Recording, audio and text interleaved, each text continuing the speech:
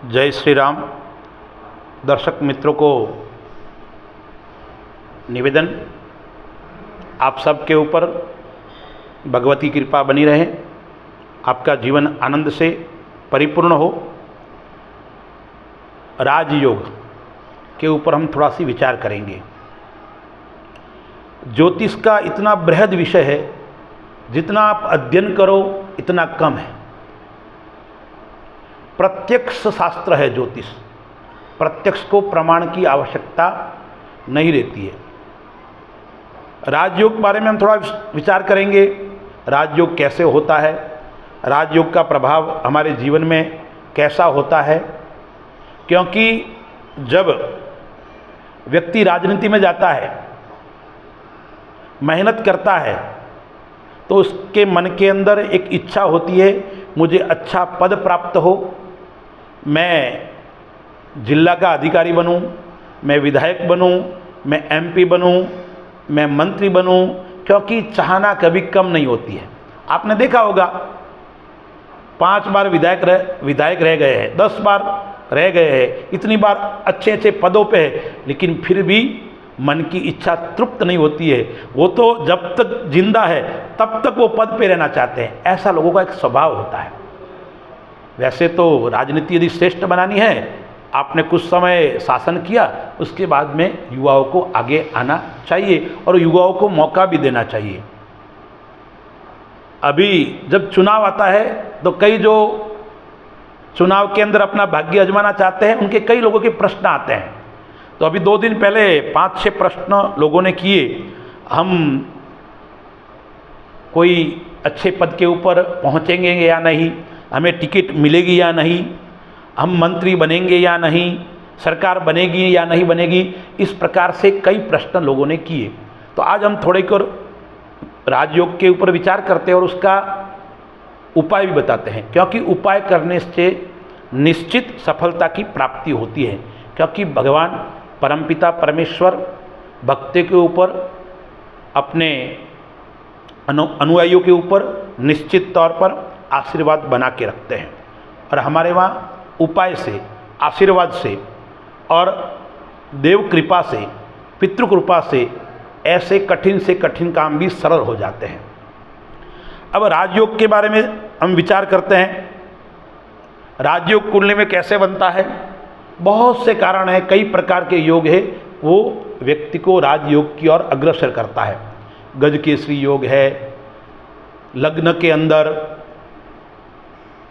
केंद्र के अंदर, त्रिकोण के अंदर यदि उच्च ग्रह बैठे हैं तो अच्छा रिजल्ट देते हैं, अच्छा प्रभाव दिखाते हैं। 9 ग्रहों में से 4 ग्रह है वो राजनीति के ऊपर विशेष अपना प्रभाव रखते हैं। एक तो सूर्य, मंगल, गुरु, शनि और थोड़ा राहु भी रखता है। वैसे राहु छाया ग्रह है। अब सूर्य है वो तेज है, और जीवन के अंदर व्यक्ति के अंदर तेज होता है तो निश्चित आगे बढ़ता है। तो सूर्य ये प्रमुख ग्रह है, और ग्रहों का राजा भी सूर्य है। तो राजा ही राज्य को दे सकता है, राजा ही पद और प्रतिष्ठा दे सकता है। दूसरा ग्रह मंगल, वो मंगल कार्य करवाता है। तीसरा ग्रह है गुरु, जो वाणी का भी देव है, विद्या का भी देव है। यदि आपकी वाणी श्रेष्ठ होगी, आप अच्छे वक्ता होगे, तो आप कई लोग आपको प्रशंसा करेंगे, आप आगे भी बढ़ सकते हैं। तो राजनीति के अंदर अच्छा वक्ता होना भी एक प्रमुख अंग है राजनीति का, आगे बढ़ने का, पद मिलने का, प्रतिष्ठा प्राप्त होने का। और फिर शनि, वो सामाजिक ग्रह है, समाज से मिलना जुलना, समाज के अंदर अपनी कैसी पहचान है, समाज के अंदर कैसी आपका व्यवहार है, ये शनि करवाता है। और राहु अलग कार्य करवाता है, कूटनीति के अंदर, छल कपट के अंदर हमें योग्यता हासिल करवाता है। तो राजनीति छल कपट का ही एक कह सकते हैं, उसके अंदर आवश्यक है। यदि आप कूटनीतिज्ञ नहीं होंगे, आपको छल कपट समय के अनुसार चलना नहीं आएगा, तो आप राजनीति के अंदर सफल कभी नहीं हो सकते। तो राहु का प्रभाव भी जरूरी है। अब कैसे योग बनता है? यदि 10वें स्थान के अंदर मंगल हो, 10वें यंगार को यस्य शकुल दीपक, 10वें स्थान में मंगल है, तो आपको निश्चित कहीं न कहीं अच्छा पद प्राप्त होगा। मंगल कैसा है कैसा नहीं है ये तो आपकी कुंडली से ही हम बता सकते हैं। यह हम मुख्य मुख्य बिंदु आपको अभी बता रहे हैं। कुंडली का एक विश्लेषण मोटे तौर पे कर रहे हैं। सूक्ष्म विश्लेषण यदि आपकी कुंडली हमारे पास में होगी तो हम कर पाएंगे। यदि 4 ग्रह उच्च के मूल त्रिकोण के अंदर बलवान होकर बैठे हैं तो आपको मंत्री का पद दे सकते हैं, आपको MP बना सकते हैं। लग्न, नवम स्थान, दसम स्थान, उसके अंदर यदि बलवान ग्रह है तो भी आपको पद की प्राप्ति करवा सकते हैं।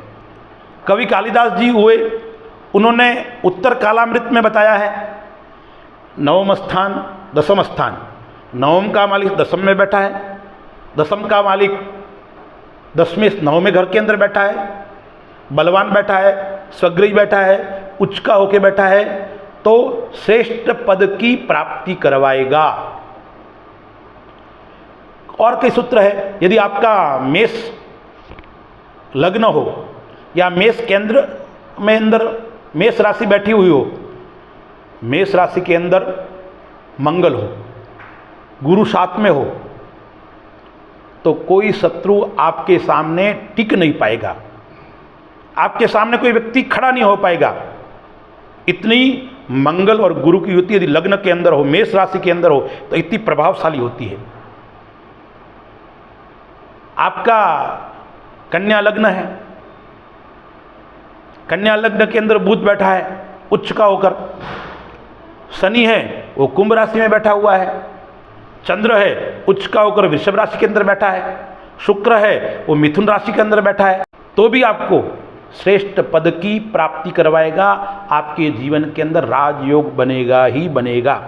कैसा पद है वो अन्य अन्य ग्रहों के ऊपर भी विचार होता है, लेकिन कोई न कोई अच्छा पद राजनीति में भी दिला सकता है, या श्रेष्ठ पदवी नौकरी के अंदर भी हो सकते हैं। आप कलेक्टर बन सकते हो, आप बहुत अच्छे अधिकारी बन सकते हो। फिर एक कर्म योग होता है, और कर्म तो व्यक्ति को करना पड़ता है। कर्मण्येवाधिकारस्तु मां फलेषु कदाचन, गीता में भी बताया है कर्म करते रहो, फल की इच्छा परमात्मा के हाथ में है। लेकिन आजकल फल भी व्यक्ति तुरंत चाहता है। व्यक्ति का स्वभाव हो गया है फल चाहिए, मुझे करोड़पति बनना है, तुरंत ज्योतिष के पास में जाता है। कोई ज्योतिषी भगवान नहीं है, ज्योतिषी भी शास्त्र का अध्ययन करके आपको एक रास्ता बताते हैं।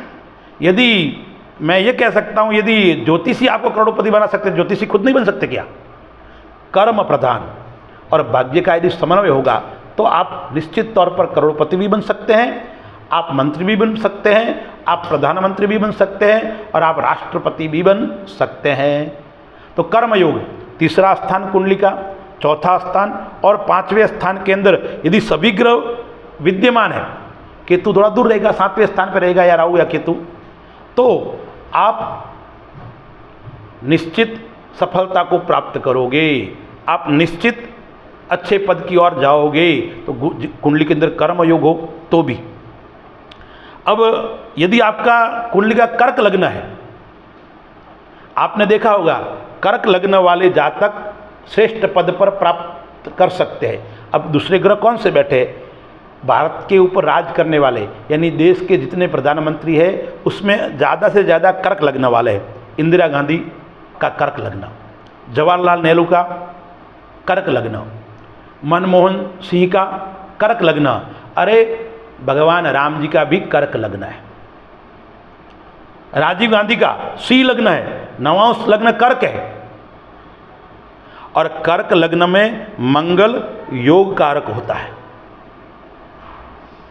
तो ये हम कह सकते हैं कर्क लग्न वाले भी जीवन के अंदर अच्छे पद को प्राप्त करते हैं। सूर्य बलवान होता है तो इसके अंदर आपको कीर्ति मिलती है, आप कार्य के प्रति सजग रहते हैं, सावधान रहते हैं, और उसके माध्यम से आपकी कीर्ति के अंदर अभिवृद्धि होती है। गुरु श्रेष्ठ आपका, गुरु जिसका श्रेष्ठ होता है, उच्च का होता है।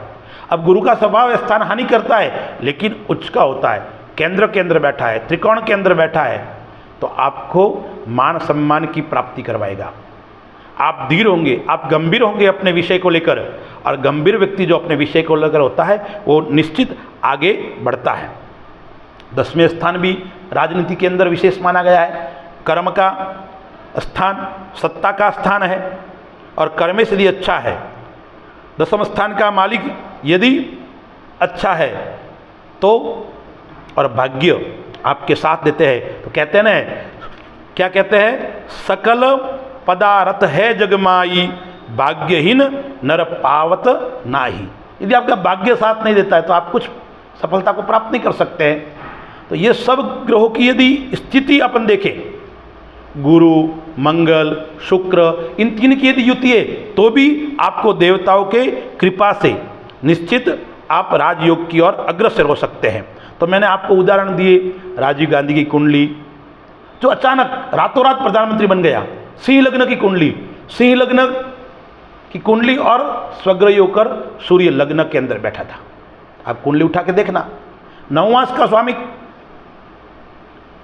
लग्न स्वामी कर्क, नवमास की कुंडली के अंदर जाओगे देखोगे तो उसका लग्न का स्वामी किसकी कुंडली है, कर्क लग्न की, लग्न स्वामी चंद्र। और मैंने बताया आपको राजनीति के अंदर मंगल बहुत प्रभाव दिखाता है अपना, और कर्क लग्न वाले जातक का जो कारक होता है वो मंगल होता है। तो इतने इतने लोगों को मैंने आपको उदाहरण दिया, भगवान राम का लग्न भी कर्क था।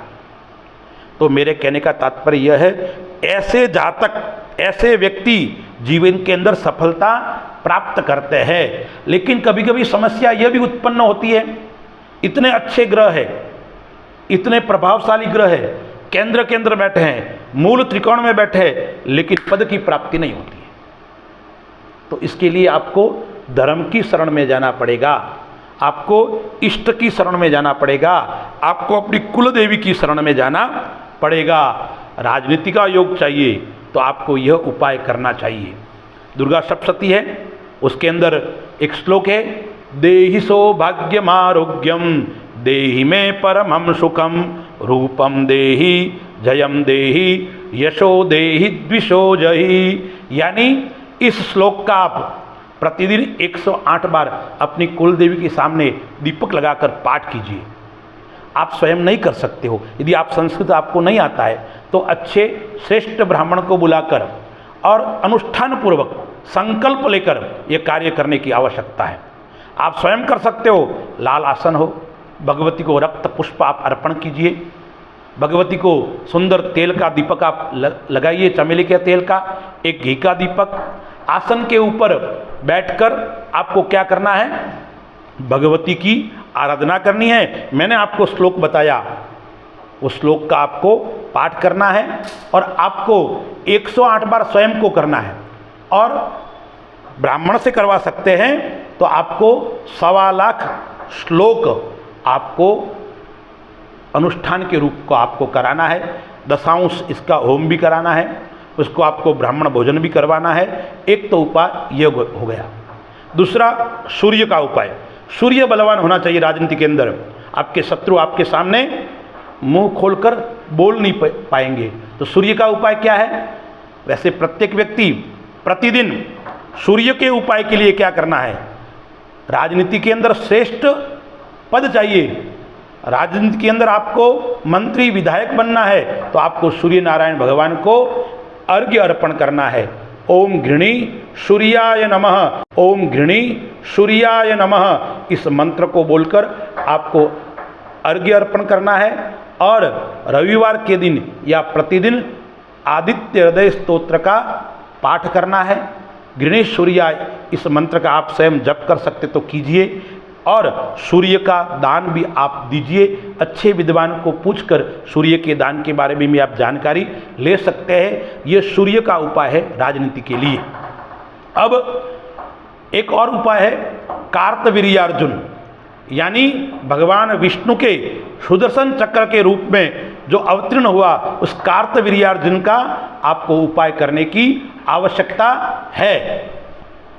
आप यह आवश्यकता है तो कार्तवीर्यार्जुन का आप अनुष्ठान कीजिए।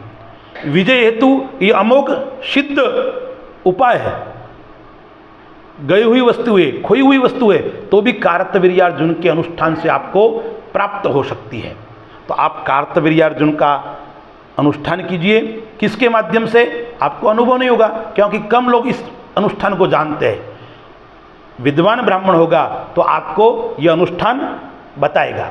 और विद्वान नहीं होगा तो उसको पता भी नहीं होगा। तो आपको कार्तवीर्यार्जुन का अनुष्ठान करना है।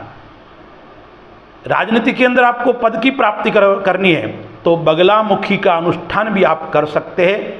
पीले आसन के ऊपर बैठकर, पीले वस्त्र धारण कर, पीले हल्दी की माला लेकर बगलामुखी मंत्र का आप अनुष्ठान कीजिए। आपके शत्रुओं का नाश होगा, आप विजय की ओर अग्रसर बढ़ेंगे और निश्चितता से मैं कह सकता हूँ यदि ढंग से विधि विधान से बगलामुखी का अनुष्ठान किया तो आपको पद की प्राप्ति होगी।